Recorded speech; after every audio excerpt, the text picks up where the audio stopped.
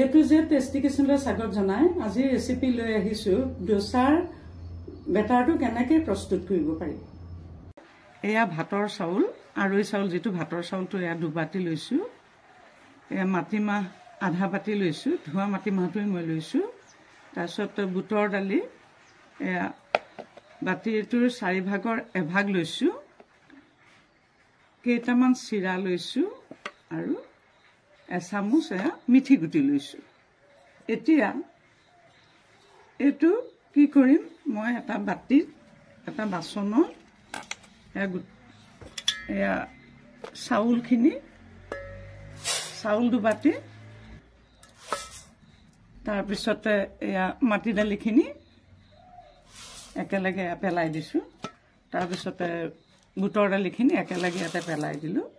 দি এতিয়া এয়া গুটেইখিনি অকণমান ভালকে ধুই পেলাই 5 ঘণ্টা সময় তিয়াই পেলাই ৰাখি থম। এয়া চাউল আৰু দালিটো একেলগে মই এয়া ধুই পেলাই তিয়াম। আৰু এয়া মিঠি গুটিটো দেখিছেনে, মিঠি গুটিটো মই বেলেগকে তিয়াই থম। এয়া মই মিঠি গুটি কেইটাত অকণমান পানী দি এইকেইটা বেলেগকে তিয়াই ৰাখিম। এইটো পানী দিলো আৰু এয়া চাউল দালিখিনি সুন্দৰকৈ এতিয়া মই ধুই লম। যেহেতু আপোনালোকে ৰেচিপিটো পঢ়িল পৰা শেষলৈকে চাব দেই। আৰু মোৰ কিচেনটো যদি বৰ্তমান আপোনালোকে এইটো যে টেষ্টি কিচেন ছাবস্ক্ৰাইব কৰা নাই তেতিয়াহ'লে প্লিজ ছাবস্ক্ৰাইব কৰি ল'ব। চিৰাকেইটাও মই ৰাখি থলো। এয়া চাওক কেনেকুৱা পানী বগা বগা পানী ওলাইছে। এই পানীটো নোযোৱালৈকে চাউলটো অলপ ভালকৈ চাউল দালিটো ভালকৈ ধুই তিয়াই থ'ব।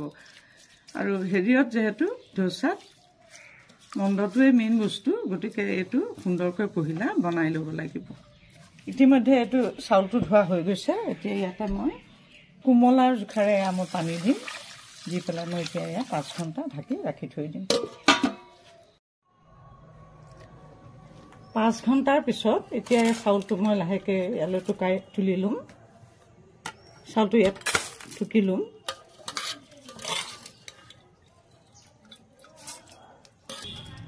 এতিয়া কি কৰিম, চাউলটো টুকা হৈ গৈছে। এতিয়া কি কৰিম,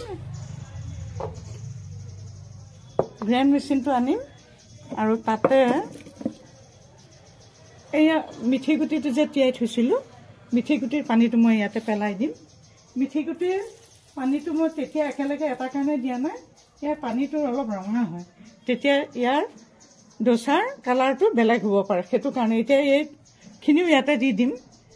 মিঠি গুটিখিনিও ইয়াতে দি দিলোঁ। তাৰপিছতে এই চিৰা পাতল চিৰাখিনি যে লৈছিলোঁ এইখিনি ইয়াতে দি দিম। এই চিৰাটো দিলে কি হয়, ডোসাৰ কোমলতাটো সুন্দৰ হৈ ৰয়। মচমচীয়াটো হয়ে, তাৰোপৰি তাত অকণমান সামান্য জিপ এটা থাকে, খাবলৈ বহুত সোৱাদ হয়। এই চিৰাটো ইয়াতে দি দিলোঁ, আন্তাজমতে দিছোঁ চিৰাটো এইটো। এতিয়া এইটো কি কৰিম,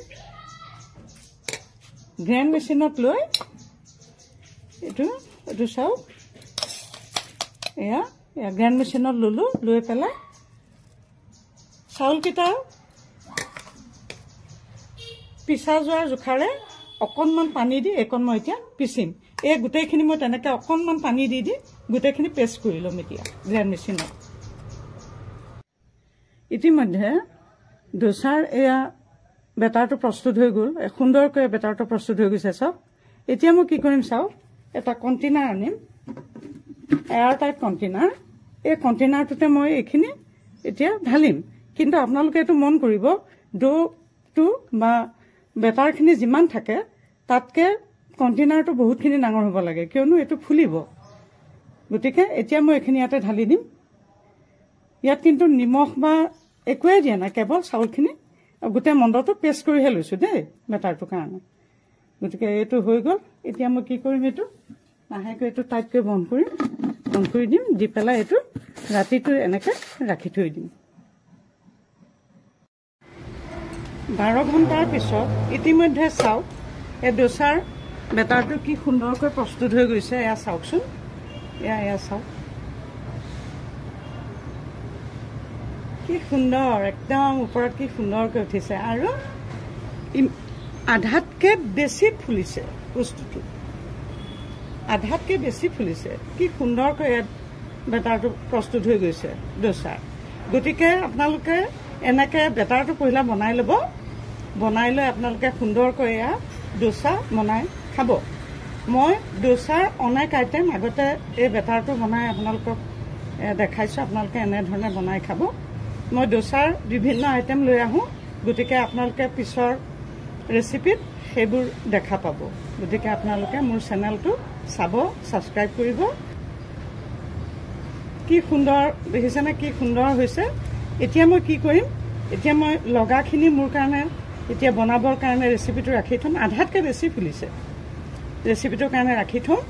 আৰু বাকীখিনি মই এতিয়া আকৌ ফ্ৰিজত ভৰাই সুন্দৰকৈ ৰাখি থ'ম। আইটেম বনাবৰ সময়ত মই ক্ৰমান্বয়ে এয়া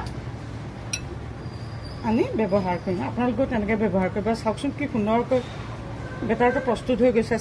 চাওকচোন কি সুন্দৰ। আৰু এটা সুন্দৰ ৰেচিপি লৈ আহিম। ইয়াৰ পিছত মই সুন্দৰ ৰেচিপিৰ ভিতৰত ক্ৰমান্বয়ে পৰি যাব ডোছাৰ বিভিন্ন ৰেচিপি। গতিকে আপোনালোকে মোৰ ভিডিঅ'বিলাক ক্ৰমান্বয়ে চাই যাবলৈ নেৰিব।